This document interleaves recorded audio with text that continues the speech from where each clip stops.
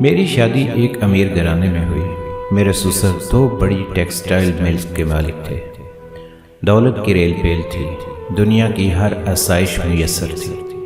میرے شوہر ان کی اکلوتی اولاد تھے۔ میں اپنی قسمت پر نازاں تھی۔ کتنی لڑکیاں ہیں جن کی ایسے خواہشات پوری ہوتی ہیں۔ اس گھر میں ہم 4 لوگ تھے، ایک سسر، ایک میرے شوہر، ایک میں، اور جی ہاں، ایک میرے سسر کی دور دراز کی کافی عمر سیدہ خاتون تھی۔ میرے شوہر کا کہنا تھا کہ ان کی اولاد نے ان کو در بدر کی ٹھوکریں کھانے کے لیے چھوڑ دیا، اور پھر میرے سسر انہیں گھر لے آئے۔ عمر 70-80 کے لگ بھگ تھی، خاموش فطرت تھی، لیکن بس مجھے ان سے چرسی تھی۔ مجھے ایسے معلوم ہوتا تھا کہ میری رائے دہانی میں وہ ایک بوجھ ہیں، میرے سپنوں کے محل میں بدنما داغ ہے۔ میں دبے دبے لفظوں میں اپنے شوہر سے ان کو گھر سے نکالنے کا کہتی، لیکن یہ تو میرے سسر کا فیصلہ تھا۔ میرے شوہر کا کہنا تھا کہ ان کے گھر میں دولت کی ریل پیل اور برکات اماں کو پناہ دینے کے بعد شروع ہوئی، اور ابو کبھی بھی یہ بات نہیں مانیں گے۔ پھر اچانک میرے سسر کا ہارٹ اٹیک سے انتقال ہو گیا۔ میرے شوہر تمام دولت کے تنہا وارث بن گئے، اور میں اس عظیم وراثت کی ملکہ عالیہ بن گئی۔ میرے ناز دیکھنے والے تھے، زمین پر تو میرے پاؤں ہی نہیں پڑتے تھے۔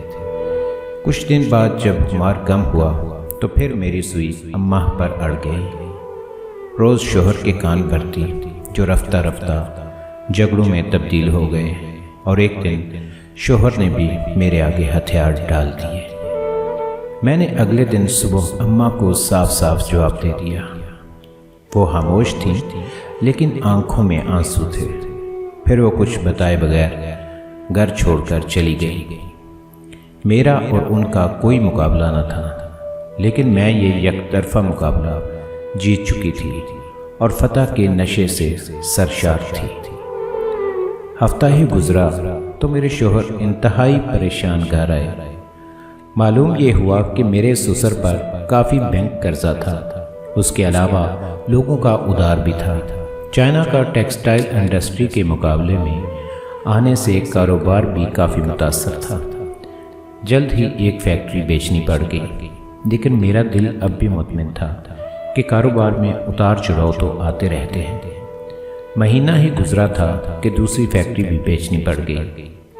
بینک نے اپنے قرضے کے بدلے مکان فروخت کروا دیا، اور ہم ایک چھوٹے سے کرائے کے مکان میں منتقل ہو گئے۔